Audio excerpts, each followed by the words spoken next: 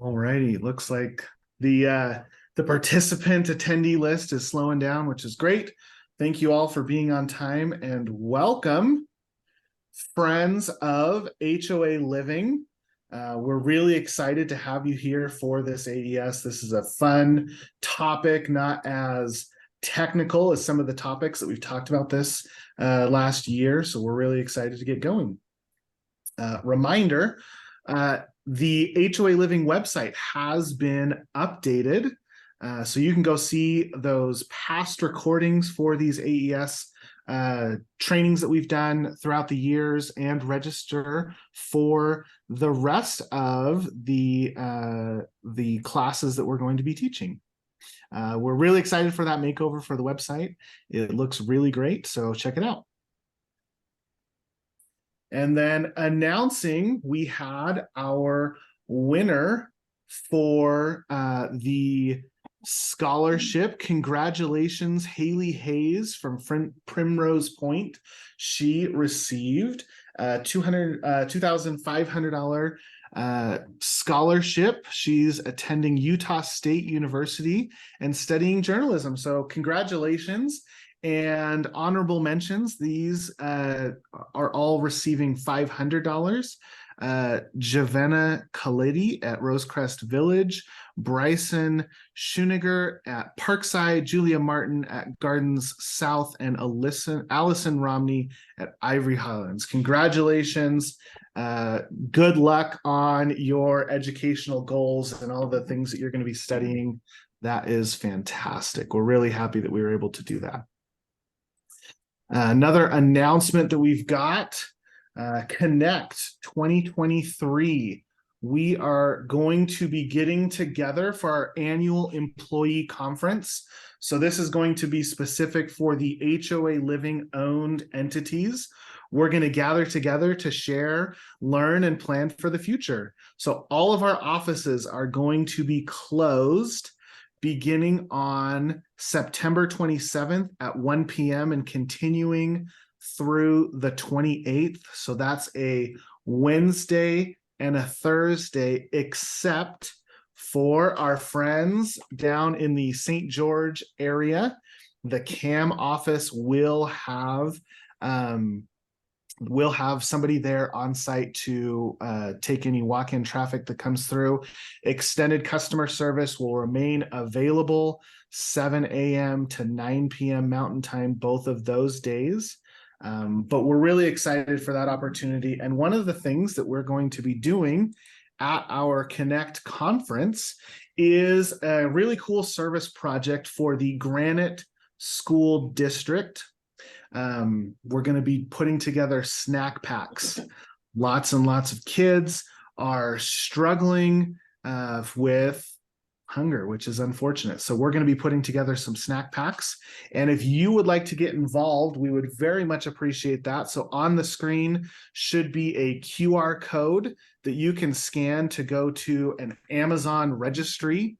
And those items will be sent directly to our main headquarters. And we'll put those together. If you'd like to just go shop, there's lots of beginning of school sales going on as everybody's getting started in school. You can drop those off at any of our Utah offices. Please drop those off by Friday, September 22nd, so we can kind of gather all the materials, make sure we have everything, figure out what's missing. We'll supplement whatever we need to. But our staff are really excited to be participating with that. It's going to be a great opportunity to give back to one of our local school districts. So now, without further ado, let's get started. The schedule for the rest of the year, 2 more of these in October. We're going to go over Insurance 101. This is one of our recurring annual topics. It's a really important topic for everybody to understand. And then in the year out with Business Partner Strategies. If you would like to connect with us, we've got a couple more QR codes for our various social media, YouTube, where you can see all of these other recordings, make it real quick and easy for you to get there. But today we have myself, I'm Neil Schiffman. I am the trainer here at HOA Living. We've got Scott Anderson. He is the VP of Community Management at CAM. Ryan Wimmer, the VP of Community Management at FCS, and Kari Ross, welcome to the team for real now. She's the VP of Community Management at HOA Living Minnesota. Very excited to have all three of you here helping to participate. Lots of experience with positive and some horror stories on proactive communication. So let's get started. One of my favorite quotes about communication from good old George Bernard Shaw: the single biggest problem with communication is the illusion that it has taken place. I think as we're looking at this topic, it's really important to remember who is our audience. We get in the mode of, well, I'm a board member and I understand what's going on here, and I understand perfectly how this project or this meeting is going to take place. But the audience really is, in a lot of cases, are owners and residents of the communities. So the board is doing much of the communicating. That board, we get it, you're volunteers. That's why so many of you have contracted for management. We're here to help you make sure that you can effectively communicate with your owners. But what is this idea about being proactive? Well, we're trying to be ready for anything that's going to be coming our way. And that communication tool of or concept of being proactive about our communication goes a real long way of helping us not just be prepared, but anticipate and maybe even prevent some issues that may come up during a project. So who are we communicating with? Well, we've got management. We're communicating back and forth with our board members on a pretty constant basis. Vendors, communicating with vendors, making sure that the association is being taken care of efficiently and effectively and to the standard that the community expects. And then, of course, our homeowners. So there are a couple of tools that really work well for that proactive communication with managers and vendors. You've got portal access to all kinds of different reports. Email, of course. We love email because it's a great way to document the conversations and decisions that are being had. And then maybe every once in a while do an on-site meeting. Get eyes on the issue and make sure that we're all on the same page. So portal reports, let's look at what those are and why they're so darn effective with the software that we use. This allows for real-time access to all kinds of awesome reports so that you can serve yourself as often as possible. The way that some of those look, you've got access to the reports. They're broken out by association, specific items, or financials. You can, of course, look at service requests. Those are always a hot topic. We want to make sure that everything's being taken care of. So you can see the open service requests and what's going on. Why is there a delay? Those kind of items. And then collections, making sure that everybody is effectively being taken through the collection policy that the board has established, that it's being done uniformly. So, Kari, Ryan, Scott, in the order that I'm seeing you on my screen, what are some tips and tricks and best practices that you guys have found with portal access to reports? Honestly, I'll jump in real quick. So like the portal access, like it's important to sort of recognize that we all have a lot going on, all those different actors, right? Like board members have their own lives, they have other interests, whether it's vacation or pickleball tournaments or grandkids, right? Like they're not always thinking about HOA business. Homeowners, the same sort of thing, right? Like they're working, they have their own lives, they have their own commitments, community, that sort of thing, as well as managers. Their times are split between different communities. And so as we're looking at all the different projects and all the different balls that are in the air that we're juggling. Sometimes we're like, hey, we really communicated on this thing, and then you're like, oh, whoops, didn't. But that's where the portal comes in handy, right? Because the portal, all the information is there, and if we're really utilizing the portal, all that information, whether it's about, like we just went over collections, we just looked at service requests, and we looked at homeowner, like ARC requests, we've looked at that before. All that information is there, and so we can keep referring back to that and make sure that, hey, when we're thinking about it, because sometimes you're thinking about it at 7 o'clock at night, sometimes you're thinking about it at 6 o'clock in the morning, or sometimes you're thinking about it at lunch, I don't know. And so, like, when you're thinking about it, that information is available, then you can ask those questions, and so you're not having to wait for a meeting. You're like, oh, I forgot to ask about this, or it eliminates some of the frustrations. Plus, the meetings are a little bit more efficient because those questions are being answered in real time, rather than spending time trying to drill down on the nitty-gritty on some of the specifics of a particular collections account, and or on a particular ARC request. Like, there are times where that is warranted during a full board discussion, but sometimes it's just, hey, what's the clarification on this issue? And so the portal allows for that information to flow back and forth freely in an interval that is convenient for both board members, homeowners, and the management company. The other thing that is really helpful is if you do have homeowners that attend your board meetings, there are some conversations that can't be had in front of the homeowners. There are things that are confidential that you can't talk about. So if you do the research ahead of time, did you send the violation to so-and-so for that dog waste? Did you, where are we at in collections on that particular owner, whatnot? Those can be very awkward conversations in front of a room full of homeowners. So if the board goes in and takes a look at those things ahead of time, as Scott talked about, yes, absolutely, the efficiency of the meeting, and we're not spending time going backwards saying, did you do this? Did you do this? You can see the follow-up and track it, but also it helps with the confidentiality and the sensitive things that we don't have to tiptoe around during a meeting. I'll add one last thing. It's about transparency, right? Everybody has access to these financials at any given time. Yesterday is a great example of a meeting where I had people come up and they're like, we don't feel like there's transparency. And the board is like, whoa, all of this stuff's available on the portal. You guys have access to it. You can look at it at any time. There's no reason to feel like there's a lack of transparency, because these things are available at any moment. Someone can actively just go look this up. Scott brought it up, right? You're up at 2 a.m.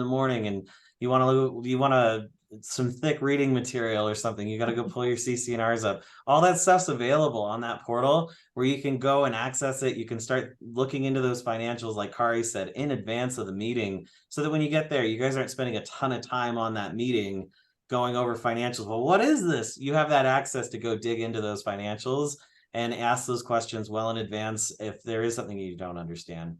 And particularly with the financials, if you're reviewing the financials in advance and you can see stuff that's been miscoded, you can fix that prior to the financials. And so then it's like, hey, we've already taken care of this. We recognize that this is already in process. We can report that, and it's already been taken care of, and we can move on.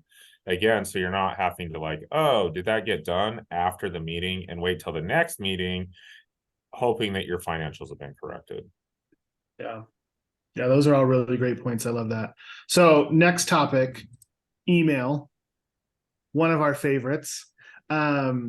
Just a reminder, and I think that this flows really well from the idea of, hey, here's some portal reports that the board has access to. Now, let's proactively use that email. But what are some great tips and tricks that you guys have seen over the years? Again, lots and lots of experience with these three. Some of them have been in the industry for quite some time. So how do you use email effectively to proactively communicate? So I've got a personal anecdote, and this was early on in my career. I would get text messages from board members, and man, I love communicating with board members, but text message asking me to do something is like the worst possible way to communicate. It instantly just leaves my brain as soon as I put my phone in my pocket. And sometimes I just lose that communication. So email is just a great way for me to like benchmark that. I'm gonna look at that later. I'm gonna make sure that communication happens. And a lot of us do. We work very closely in our emails and track the stuff that comes in so that we can effectively take care of it. And if it comes in through the wrong pathway of communication, like a cell phone or a text message, and it gets lost, then everybody ends up feeling like they failed in some way on that. So my biggest thing is I love emails because I track that. I'm able to make calendar-based reminders on the things that I need to get done, and I can use those wonderful little flags in Outlook to make sure that it gets accomplished on time. And the reality is, as efficient as your board meetings can be and as much business as you can get accomplished during that time, things happen between meetings, and there's going to have to be some sort of discussion or maybe even a decision about something that happens in between board meetings. So it's very important that there's documentation about the board discussing something, as well as if a decision was made, and then that can be captured under a consent agenda at the next meeting and approved, so it ends up in the minutes. Then it's documented, and everybody is, if someone was like, I was at that last board meeting, I didn't hear the board discuss this, I didn't see this in the minutes. Well, you can add it under the consent agenda, so it's all captured. But I think one of the most important things about email that the point that I want to make is, I am also really big at communication. I think it's so important, and I enjoy communicating with board members. But it can be frustrating if it's only one board member that is communicating direction to me, or asking questions, or wanting information, or proposing something. It's very, very important that all board members, if it is board business, association business, it needs to be all the board involved. One direction from one board member, we can't have that. It has to be everybody copied. So it's one thing if you're like, hey, can you look up, can you help me get the phone number for this vendor, something like that, whatever, that's fine. But if you're saying, I would like you to go and get bids for seal coating driveways, or I would like you to take this action, all board members need to be involved. I can't stress that enough. It's very important. It doesn't matter if you're the president, secretary, treasurer, everybody needs to be involved in that. Yeah. I think another part to that, sorry, I don't mean to jump in again, but the records of email are subpoenaable. And if there's a history of one person making unilateral decisions, they can see that in those emails. You've got to find a way to make sure that the entire board is involved, and that's so easy. Just copy all of them. That's exactly what Kari's saying. I support that wholly. Yeah. Email's great, right? But sometimes, right, it's a work in progress of trying to respond and making sure that we're responding appropriately and with an appropriate time. That's probably more on the management company side, if we're being honest, with a million different things coming in. But it's important to set aside time each week or each day to look at those emails and see what's coming in, right? I probably shouldn't admit this, but I've recently adopted at 10 o'clock at night while I'm watching Netflix. I knock out a bunch of emails that I can't get through during the day, but making sure that communication isn't stalling, or you're waiting on some important decisions, because sometimes bids are time sensitive and they're needing response. And so there's nothing worse than being we can't make a decision because not everybody has responded to this email, or a vote hasn't been taken. And so making sure that, everybody's kind of on the same page about how this is going to happen and what the expectation is really important, to make sure that communication flows freely. And when there are, lapses in that communication via email or whatever these other channels are that we'll talk a little bit later, having an honest conversation about what is happening, what can we do to try to help? Is there a way that we can, structure our communication so it's not overly burdensome? Because life gets in the way, but trying to figure out a way to make that a key piece to what our daily operations, whether it's on the management company, the vendor side, or even board members, is really key to make sure that the business is being transacted in a very succinct way, where it's not being held up and you're not talking about the same project for months on end, right? Like I've managed places and then I've handed it over to another manager and then come back a year later and they're talking about the same project. And I'm like, yo, like what is going on? And it's like, right. And so we got to make sure that we have those communication channels open so we can make decisions and not feel like we're spinning our wheels. Yeah, absolutely. Remember, email provides flexibility. It allows for you to, the board, right? The royal board, to communicate flexibly.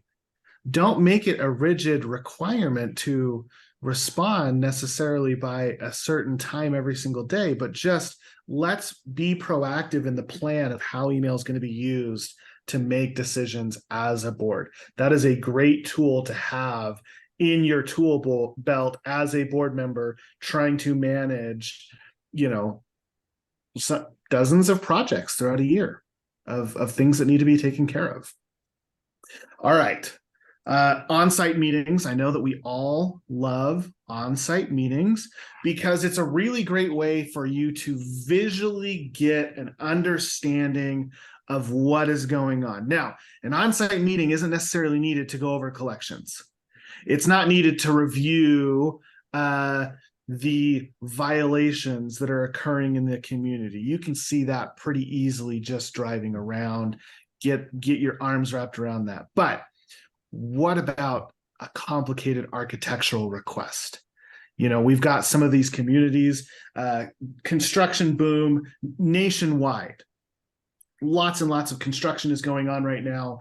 And the responsibility of approving or denying the design of someone's home, the location of a fence, the installation of some kind of playground park type equipment in somebody's home, that's important.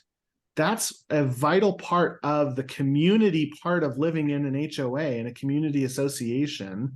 So how have you guys seen on-site meetings, not just with managed, but with vendors as well? How has that gone well in your experience?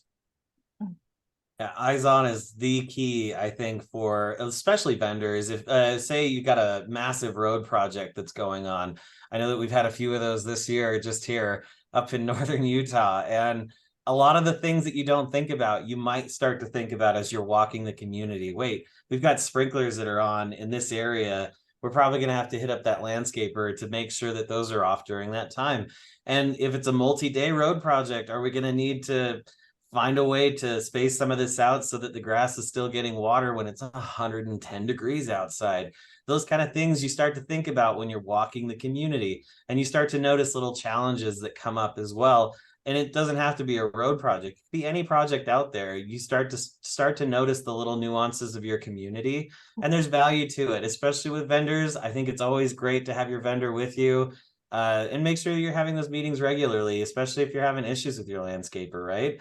You want to go out there and you want to give them the opportunity to fix those things. And if you're on site and you all stood there together and pointed at the same thing, if it isn't getting fixed, I think that's a clear indication that maybe you need a different landscaper. But unless you've had that walk around and had that conversation with them, there's a disconnect in that communication, and proactively going out and making sure that you have that is going to solve a lot of problems in advance. And if whether it's just your manager or with your manager and the whole board, it's important to have those meetings.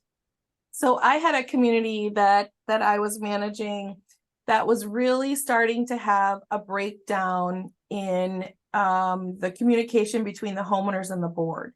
And the board had decided they were only going to do virtual meetings going forward. This was going to be how they were going to handle everything.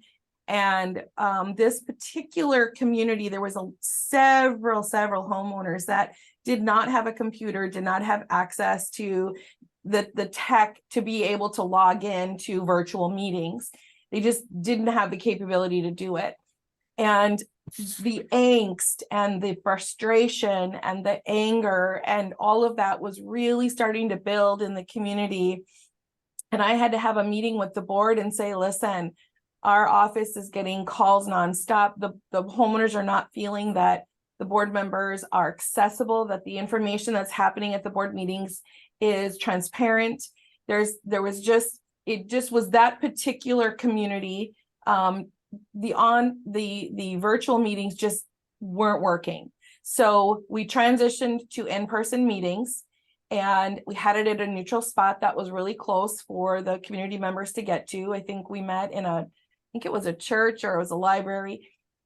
And I cannot tell you what a difference it made. We had so many people come up to us after the meeting and say, thank you for intervening. Thank you for hearing us. We've been screaming about this for so long. And now, at first I had like 60 people in the room at the first meeting, and I was like, oh my gosh, this is going to be a nightmare. And there was a lot of questions. I had 4 pages of action items and notes from homeowners during open forum, and it was insane.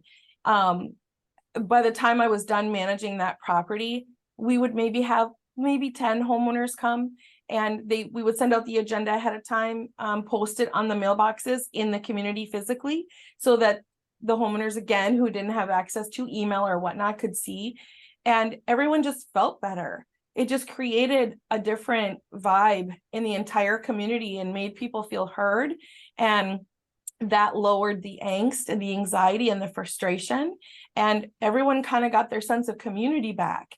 And I love virtual meetings. I see a huge value in it, but sometimes in some communities, there's more value in on-site in-person meetings than virtual. So I think it's important to kind of read the room, right? You pay attention, listen to your people.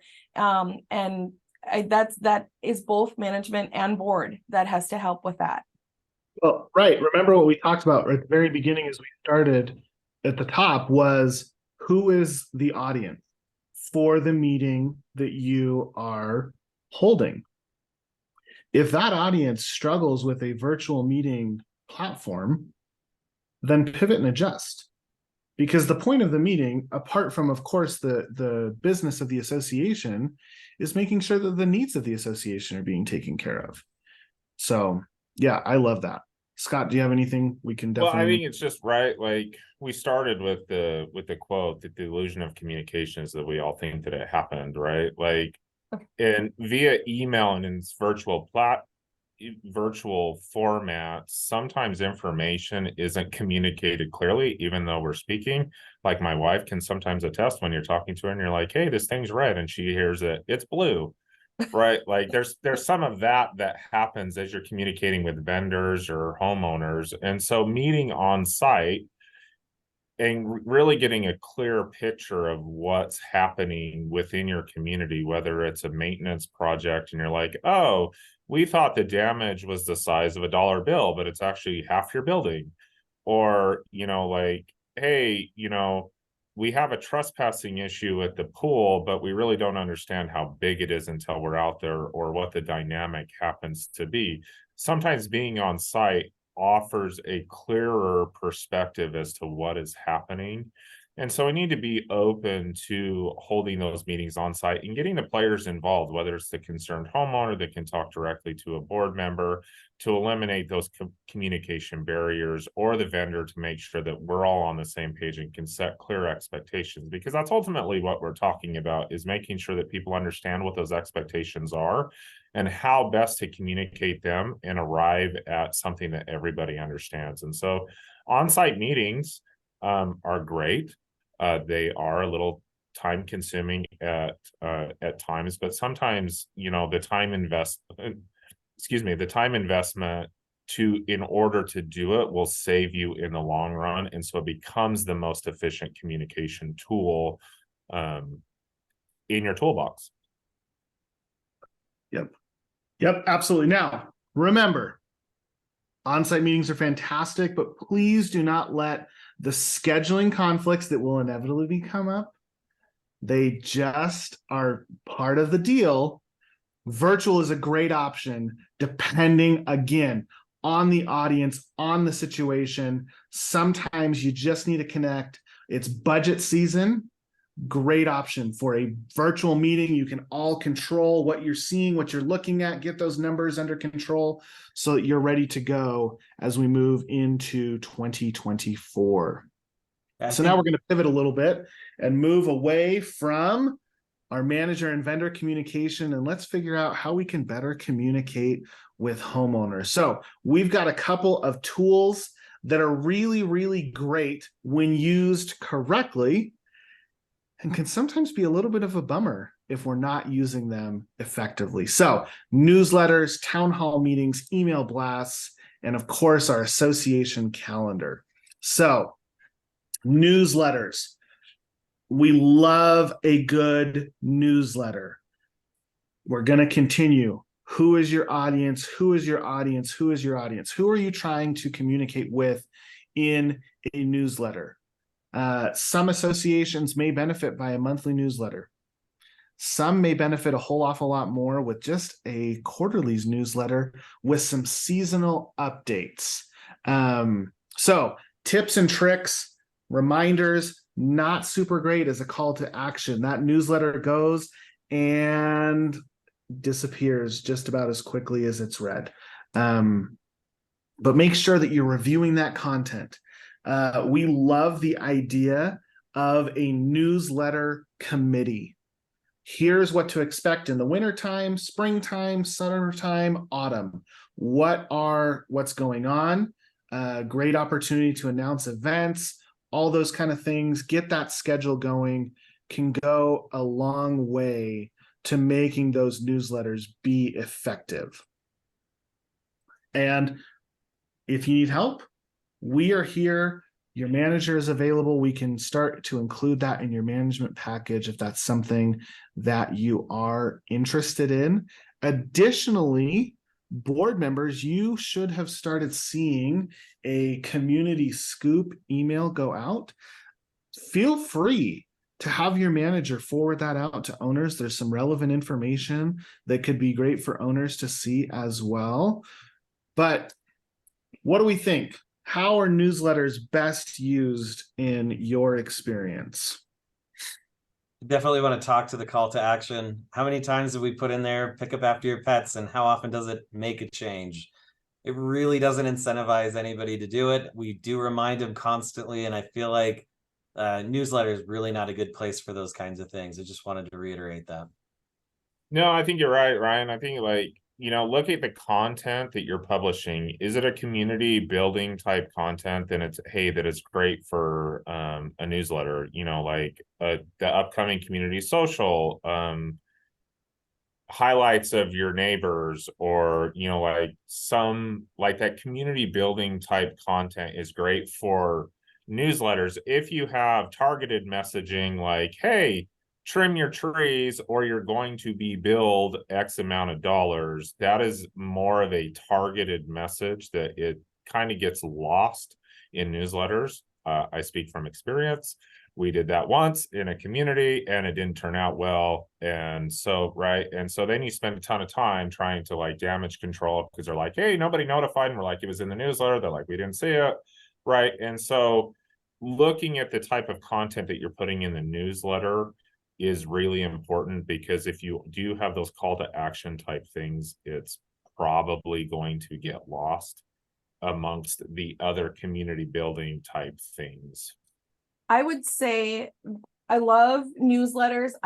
I'm not a huge proponent of a monthly newsletter. I think at some point it's too much communication coming from the association, and I've heard it 100 times. Oh, I don't open those. I don't look at those. It just becomes white noise. And so I agree with the seasonal. So twice a year, fall, winter, spring, summer. Proactive communication is great in that, in where we're starting to get calls about, are the dryer vents going to be cleaned out? And the board discussed they're going to do dryer vent cleaning in the spring. So putting in the fall, board has discussed dryer vent cleaning spring of 2024. Keep it vague. Watch for more information coming on that kind of thing. That can kind of help homeowners plan so that they're not spending $200 having their own dryer vent cleaned when they know that the HOA may be doing that and billing them back less. There's a lot of, sometimes the board would like to have certain information in there about, maybe turning water off in the fall. Like, okay, all the water has to be turned off on a certain date here in Minnesota. That's a thing. We got to shut everything down in the wintertime or everything freezes and explodes. So that kind of information is really, really helpful, I think, to include in that. I think sometimes a monthly newsletter, if you have a committee doing that, that's great, but it's a lot of time and it's a lot of expense in postage, potentially if you're mailing it. Or if it's email, that's great. But again, the people who don't have email, then what about that? And it's sometimes too much communication. Yeah, so a question actually came in the Q&A about ways to better keep up to date on emails and phone numbers. Now, I will say with the portal and just a general move to more online interaction, we always joke, you can order a pizza online, and that's a whole lot more personal to me than paying my assessment and my HOA.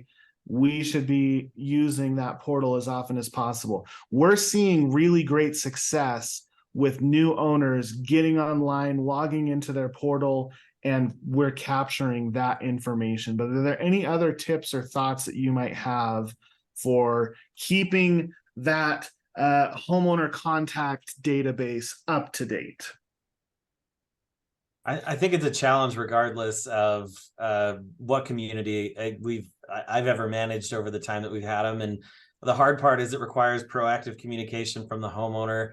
We do call for that information from time to time, but sometimes people, like Kari said, they get that, goes straight in the bin, doesn't get read. So it's tough, but also, like Neil said, we have the ability to let people update that live. They can just go hop in, update their information, and really just encouraging people to do that from time to time is the best way.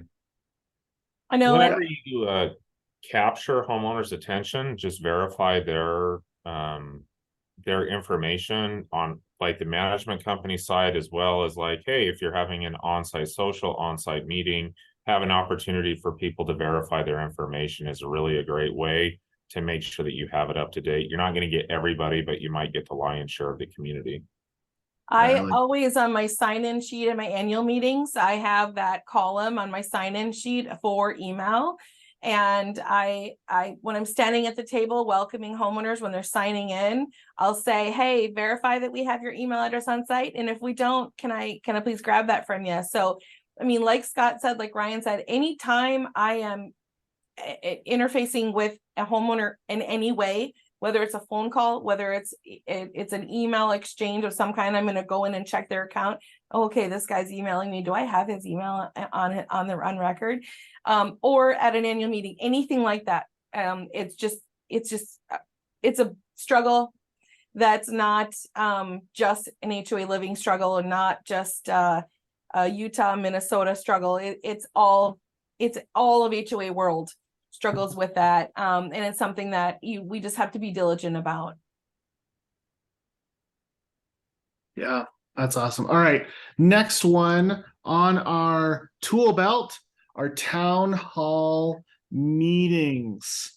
Town hall meetings are not a board meeting, right? This is not about the business of an association.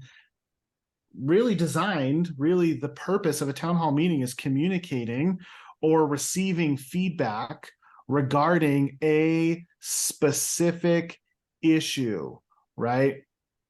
Don't overuse a town hall. Similar to the concept of the newsletter, maybe you schedule 1 or 2 of these a year for a specific issue. If you've got a big project coming up, making sure that everybody's on the same page, really great opportunity to communicate that. Click through too quickly. Reminders, town hall meetings. What is the purpose? Who's the audience? In case you're catching a theme here, we want to understand what the purpose, what the audience is. where is this going to be held? Town hall meetings are very effective virtually. Really, really a great way to solicit that feedback virtually and prepare ahead of time, right? Establish talking points so that the meeting can be timely. This is another big point about being intuitive.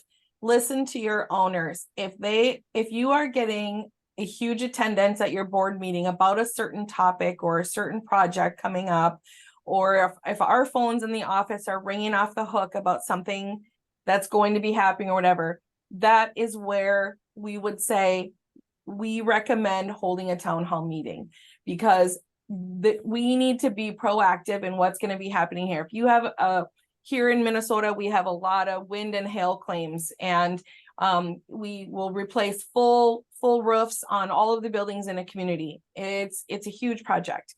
So we will almost always do a town hall meeting before that project starts. Here's where the dumpsters are going to be. Here's where the material is going to be staged. Here's how the nails are going to be picked up.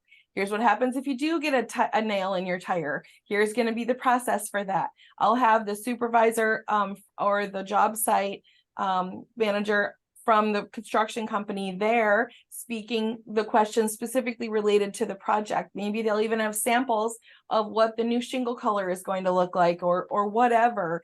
But it can be not only help to calm everybody down, gets everybody on the same page, and you're getting out a ton of information in a very short amount of time.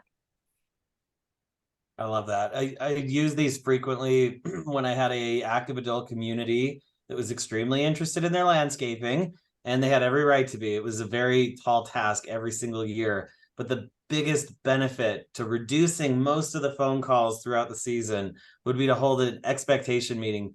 And it was just a town hall, and people would come and try to ask questions about all kinds of things. We're like, hey, this is just about landscaping, because it's important that we stay focused on this. And because it was, I'd say, hundreds of phone calls a day, and this was a very large community, and we would constantly be dealing with how do we answer these things. And so we went to the proactive step later, right? The next season was coming. We're like, we're going to answer all these questions beforehand. We're going to tell people to please come to this meeting. It was one of the most well-attended town halls we'd ever had. And we consistently just had an expectation meeting. What do you get for the money that you're putting into this? And what is it that the landscaper is going to do? And that landscaper would come to that town hall meeting, and they would hand out raffle prizes. It was really cool. And it was a great way to build community. And then you'd end up having people say, can we form a committee? How can I be on that committee? And it was just so good for everybody involved. And it was a fantastic way to head off a lot of the reactive, what's going on with my sprinklers? When is the fertilizer going to go down? Like, we had an entire schedule built out. So it's just a great way for you to help reflect to your community. We know you care about this. We also care about this. Yeah, I love that. All right. How about email blasts? One of our more quick, rapid fire communication methods that we have in the toolbox. Call to action.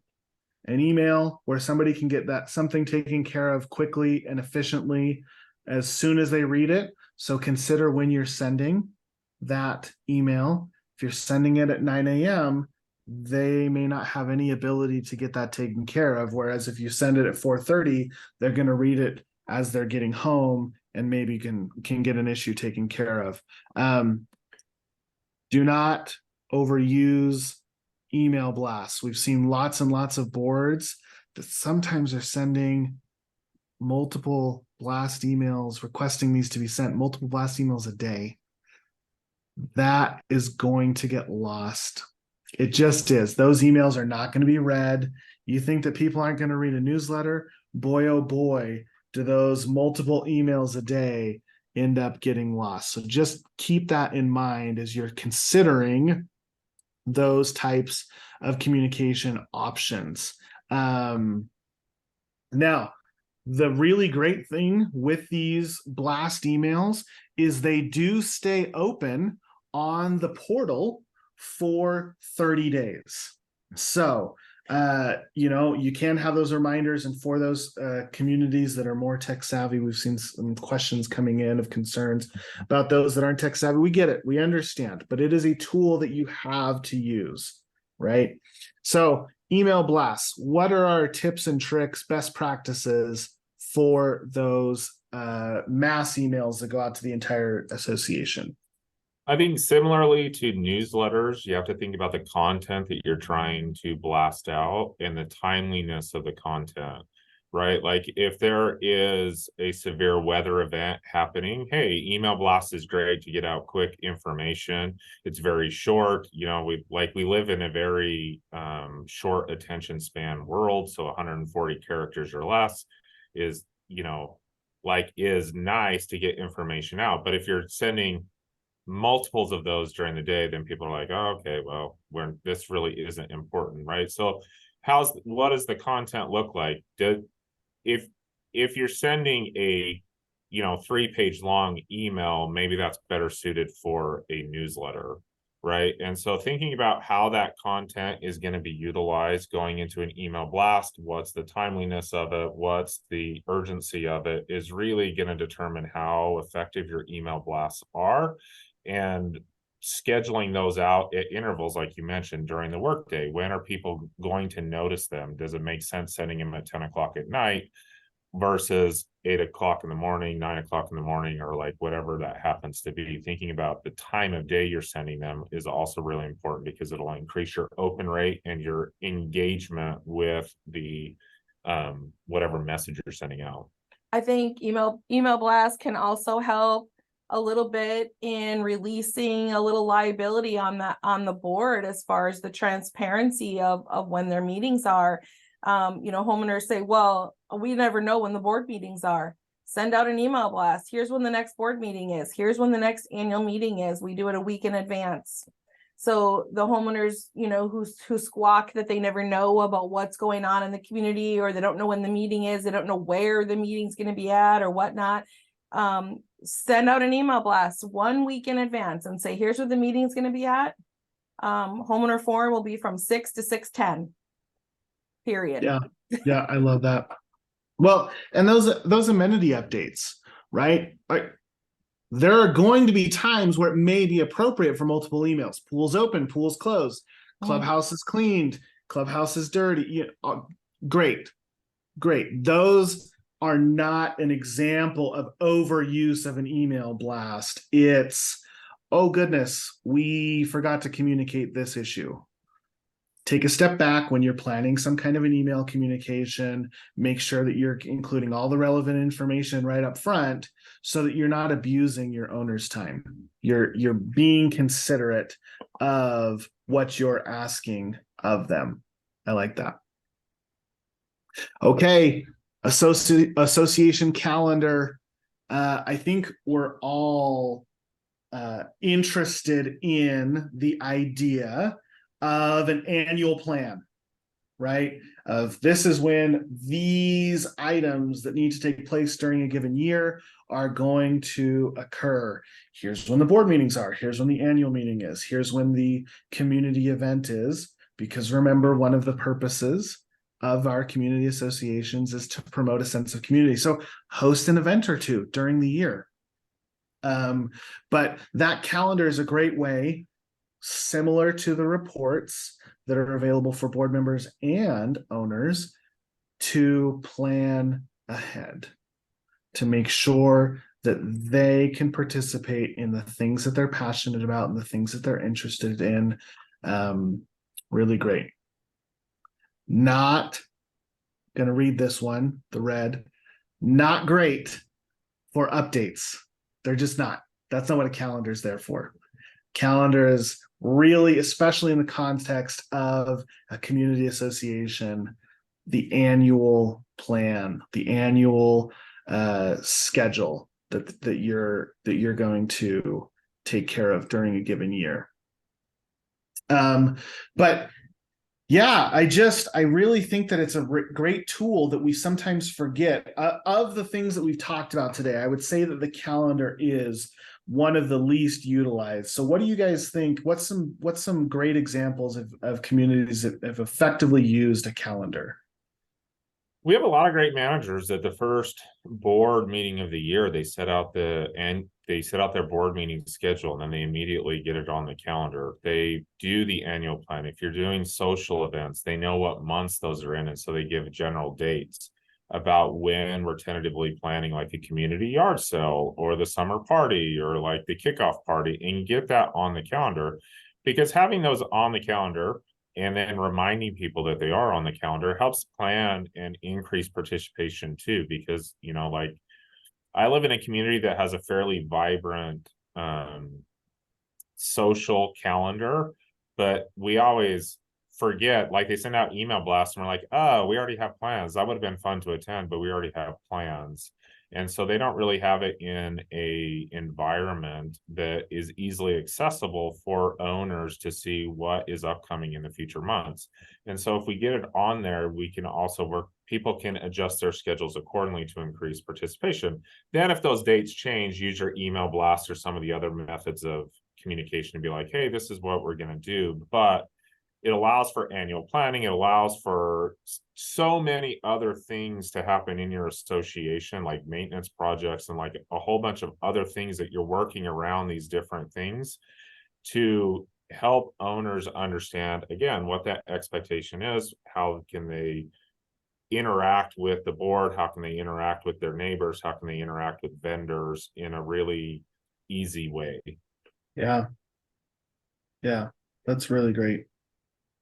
Especially if you have committees. If you have a social committee, get those, like, you know, just like Scott said, get those social events on the committee. But also if you have a committee that is needing more people to get involved, and they have set meetings, they meet the third Wednesday of every month or something, get those committee meetings on the calendar as well. So, you know, then if people are like, yeah, I don't know if I'm available, the information is out there. And if there are people who are open during that time of those committee meetings or whatnot, then they can look ahead and see if it would work for them. But if you're trying to get involvement from the community, that's probably the biggest thing is people, well, when are these meetings? When does this stuff happen? So that's the most important thing. Yeah. Well, and even if the owners can't necessarily attend, having a really great calendar that you're using will inevitably lead to a better sense of community, to better just camaraderie of, oh, hey, were you able to go to the pickleball night, the movie night, the whatever night, the food truck night? Oh, you know, I wasn't, but I'm going to make sure to come next year or next month because you have taken the time to invite me. You have taken the time to show that that's something that's important. I think that's a great way, again, being proactive, being on top of the events, the things, the projects that the board is taking care of on an annual basis. Don't forget that calendar. Well, we very much appreciate everyone's participation. We would love a 5-star review for your relevant company, CAM, FCS, Legacies Management, or HOA Living Minnesota. We really appreciate those. We love the great feedback that we get. Are there any questions before we close out today? I know that there have been some that have come into the chat.